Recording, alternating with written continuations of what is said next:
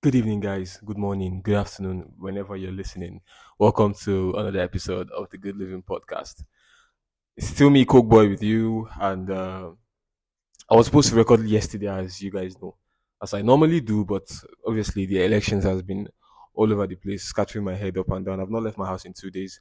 So I've just been on the TV and on my phone, listening and watching everything about this election. And I'm going to talk about the election later on after I'm done with what I came to record this podcast for. But I'll explain a lot about all that. But seeing a lot of things just kind of spoiled my day, and that's why I couldn't record yesterday. But let us push that election shit aside, right? Whatever they're doing is casted already. It's no longer a secret, so we shouldn't be bothered about it. And we can now have some fun and entertain ourselves with the stories that I've got here. We've got two juicy stories. And these stories are the dirtiest, nastiest stories I've heard. I wouldn't say I've heard in my life, but I've heard in recent times because, they're quite recent. And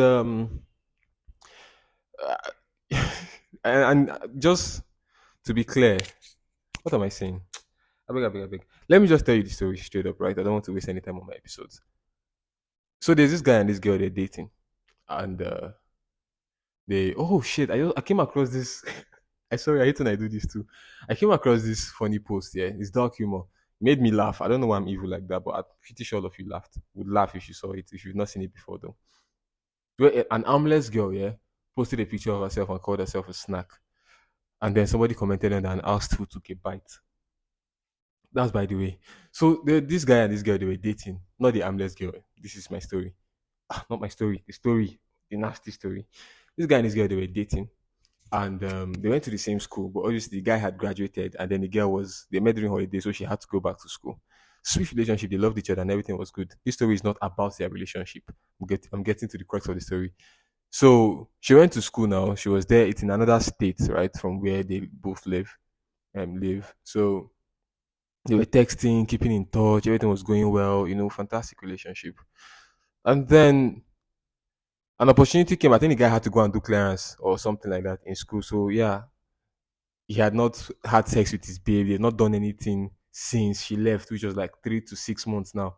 So with all the texting and sexting, his balls were full. So he was going to like, pour everything on her eventually as he planned. So they went now, he met his girlfriend, lovely. They met up and then she likes when this guy goes down on her, right? She likes head madly. And he was like, he's going to eat the fuck out of her. He's going da da da da da.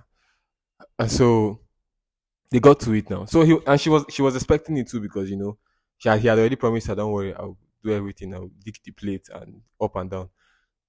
And so when he was about to do it, yeah, he noticed that she smells bad. Like down there, it smelled bad.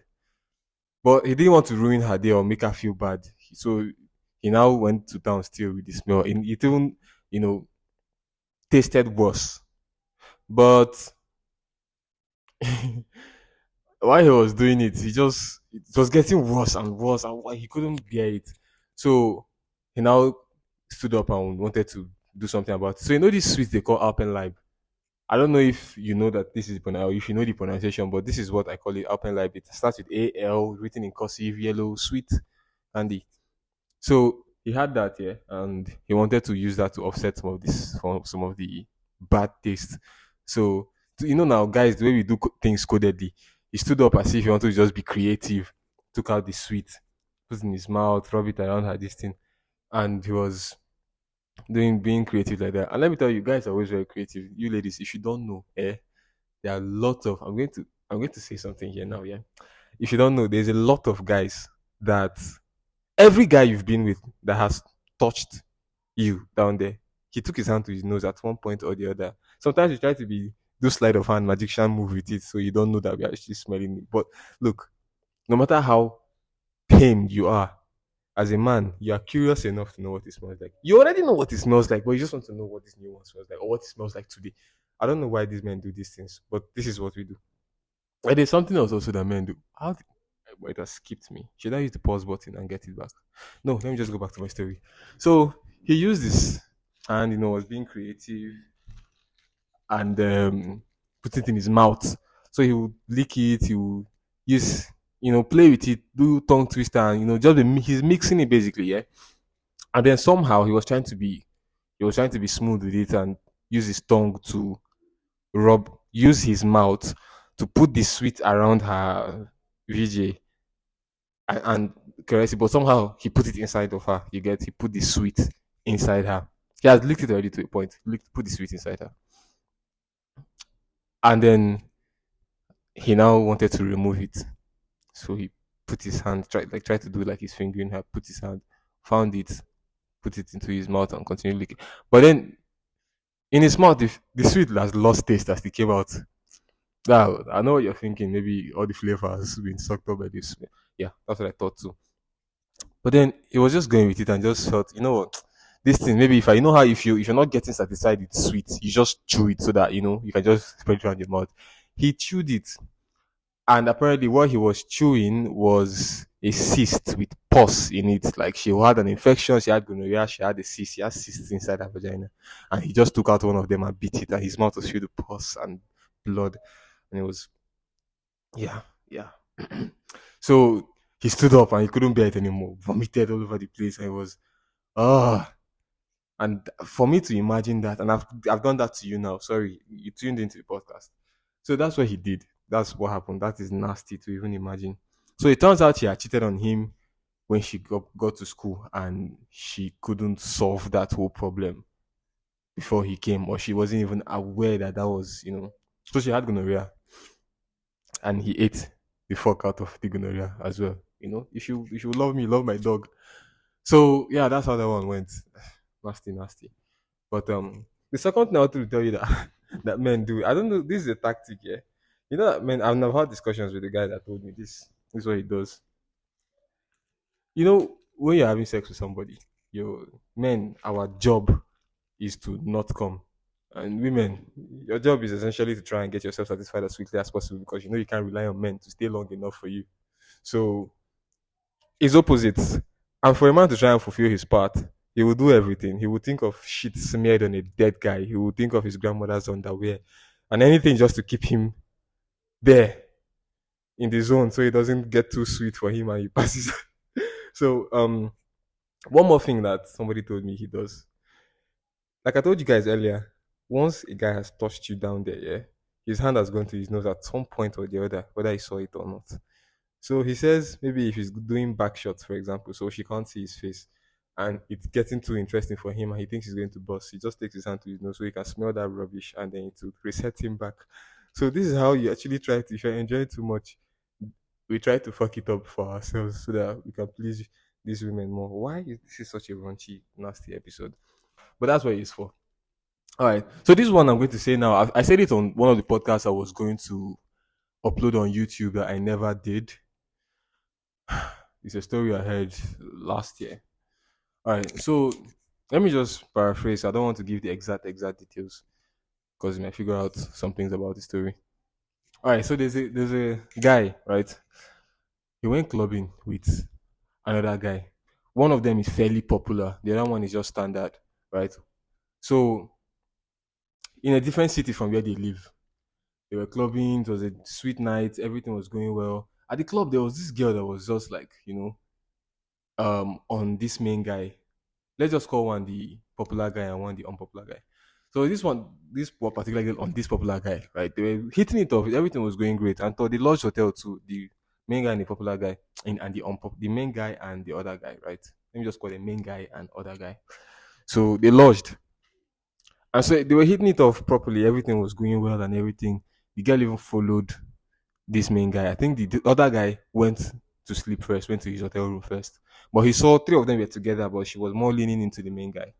And so when they went to the room, the girl and the main guy, they were together, kissing, smooching, everything was going well. And then all of a sudden, she said, no, like, let them go to her house now. Let them go to her house. Like, there is weed, there is smoke, there is mushrooms, there's everything. They should go. It's going to be fun. Then and the guy was like, nah, he's not doing that. They were still pretty very sober, clothes on and all. They could easily have just hopped in the car and gone there. And so he was like, no, he's not doing that. I said they will kiss some more. He will want to go to the next stage. I know women, the way they are wise, they know that you want sex, yeah. So if they want something from you, they will take you to a point of no return, or what they think is a point of no return, and then ask you for the favor, or ask you for whatever it is they're asking you, so you can quickly say yes, so you can boss. But this my man was like, no, he's can't go anywhere this night. So she started throwing the tantrum now, and left the room and went to knock on the other guy's room, right? Went to knock on the other guy's room that she's honey, this is guy's not fucking well. The guy says he's not going to pay for sex. He says no, no, he just wants them to have fun, but let them go to her house. She likes to smoke and drink and get high and do it in all that craziness. And then this other guy bought it. Was like, yeah, cool, let's go.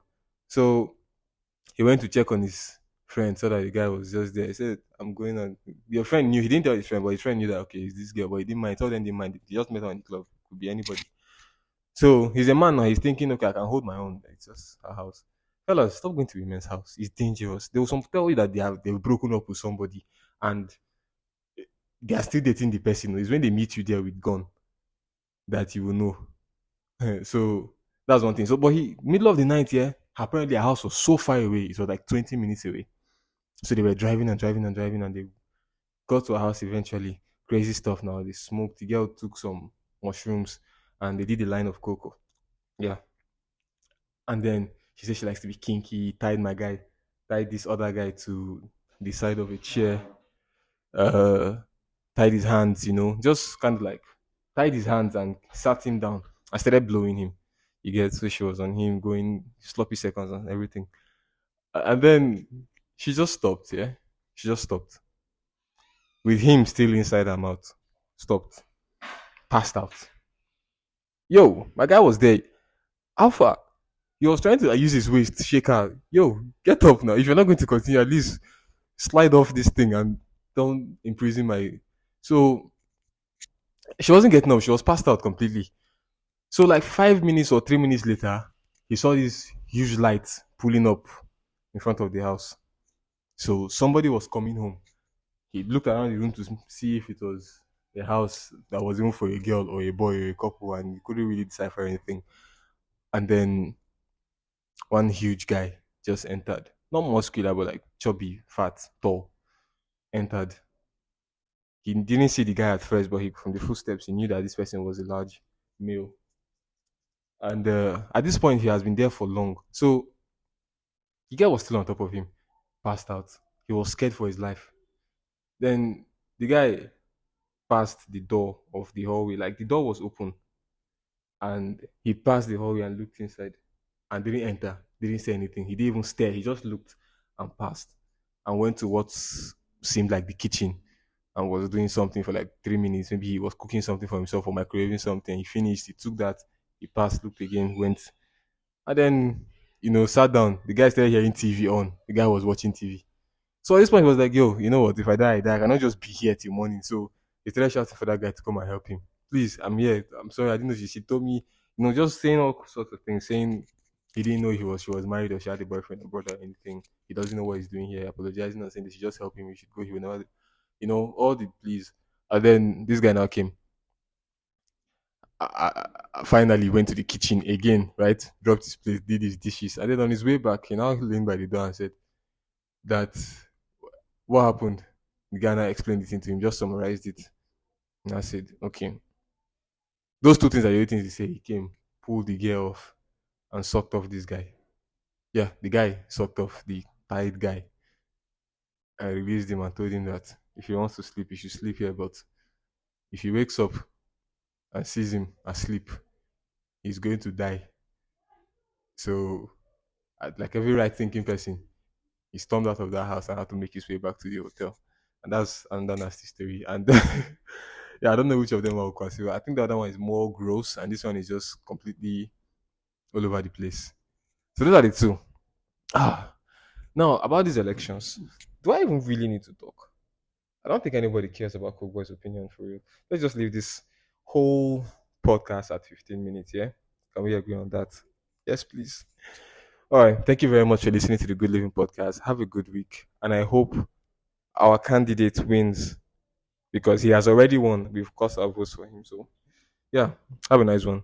Bye bye.